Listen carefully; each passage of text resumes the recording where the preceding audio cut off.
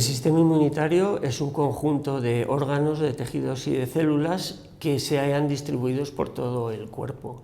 Los más importantes son las amígdalas, el timo, la médula ósea de los huesos, el bazo, el apéndice y los ganglios linfáticos. Todos estos órganos tienen la característica de que en ellos se van a producir, se van a activar y van a madurar unas células fundamentales que son los linfocitos. ¿Para qué sirve el sistema inmunitario? El sistema inmunitario tiene básicamente dos funciones. Una, reconocer lo propio de lo extraño, y dos, un mecanismo defensivo, tanto frente a agentes externos, como pueden ser las bacterias y los virus, o bien frente a células propias que hayan degenerado, como células tumorales o otro tipo de células alteradas. Nos preguntamos también si el sistema inmunitario puede enfermar o no. Pues sí, efectivamente, el sistema inmunitario puede tener enfermedades, bien por carencia, por deficiencia, que son las llamadas inmunodeficiencias, en las cuales se producen infecciones de mayor gravedad y mayor frecuencia que en las personas que no tienen estas alteraciones, o por exceso, en el cual el sistema inmunitario reconoce como extrañas células de nuestro propio organismo, generándose las enfermedades autoinmunes. Y una tercera forma de enfermar es la alteración de función del sistema inmunitario, y es la que va a dar origen a las enfermedades alérgicas, donde va a reaccionar de una forma exagerada y produciendo un daño frente a sustancias que son inocuas para la mayor parte de los individuos. El sistema inmunitario ejerce sus funciones de reconocimiento y defensa mediante reacciones antígeno-anticuerpo. Antígeno consideramos a toda aquella sustancia capaz de inducir una respuesta inmunitaria, una producción de anticuerpos. Si estos anticuerpos son del tipo IgE, en vez de antígeno lo llamaremos alérgeno. Los anticuerpos son sustancias producidas por los linfocitos B que se encuentran circulando por la sangre y que se generan frente a antígenos o a alérgenos concretos, son específicos de cada uno de ellos. Existen diferentes tipos de anticuerpos que también se les llama inmunoglobulinas. Existen 5 clases concretamente, y las más interesantes desde el punto de vista alergológico son las inmunoglobulinas de la clase E, las IgE, que tienen una capacidad especial de producir daño en los sujetos que están sensibilizados con una enfermedad alérgica.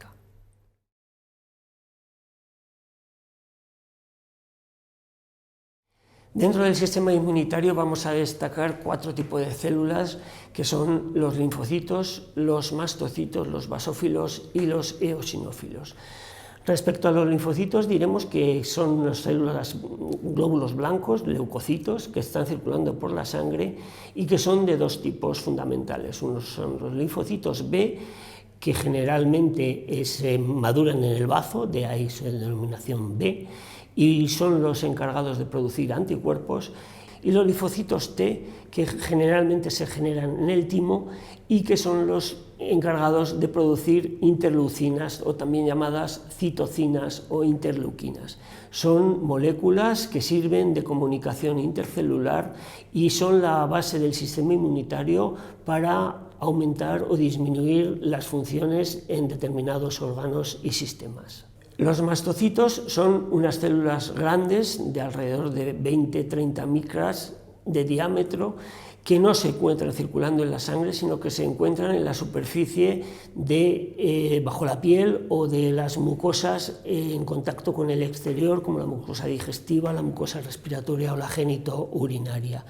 Tienen 2 características muy importantes. Una, que tienen en su interior un elevado contenido de gránulos con sustancias proinflamatorias, y 2, que son capaces de fijar moléculas de inmunoglobulina E en su superficie. Los mastocitos son unas células grandes, al contrario que los linfocitos, y por ello no circulan por la sangre, sino que están en la superficie de mucosas y debajo de la piel.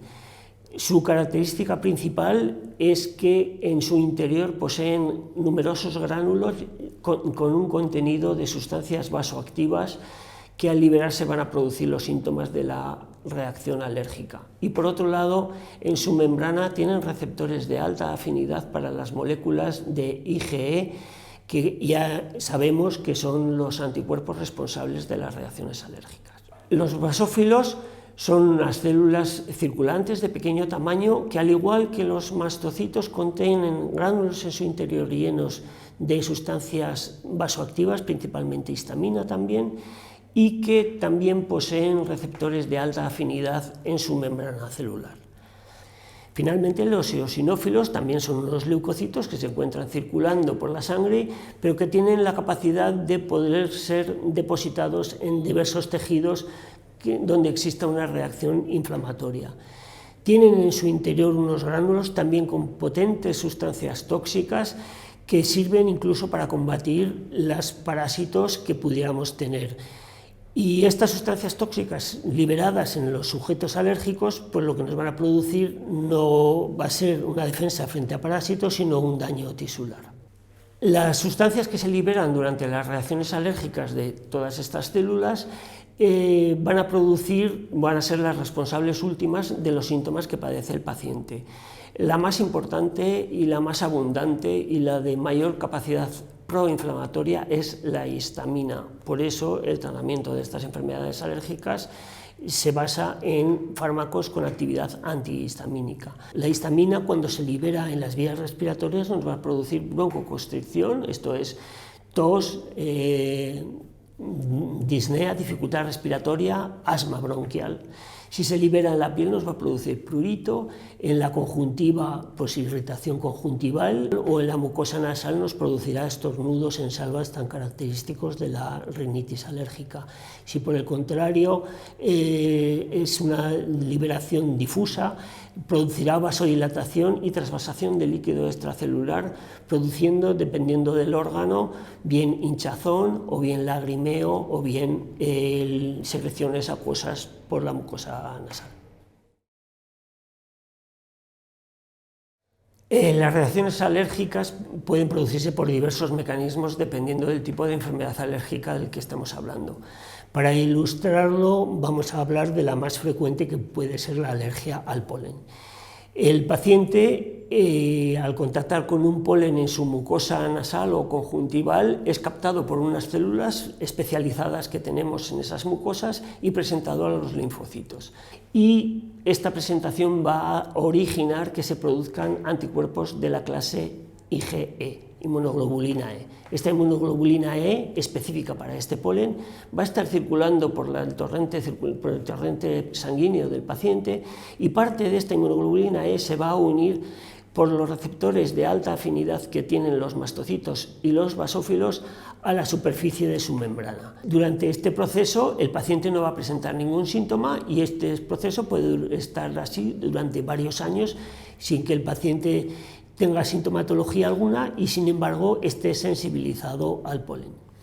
Ahora bien, en un segundo o ulterior contacto, el paciente que se hace alérgico, que manifiesta enfermedad alérgica, al inhalar el polen va a ir directamente a unirse a la inmunoglobulina E que tenía la superficie de los mastocitos y de los basófilos. Y esta unión antígeno-anticuerpo es una señal para las células para liberar el contenido de sus gránulos.